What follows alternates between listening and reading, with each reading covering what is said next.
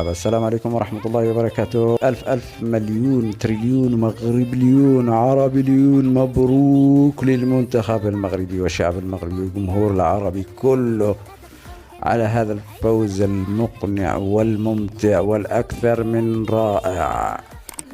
بصراحة المنتخب المغربي فخر لكل عربي، قدموا مباراة رجولية بطولية، أمتعوا وأبدعوا وحلوا الأجواء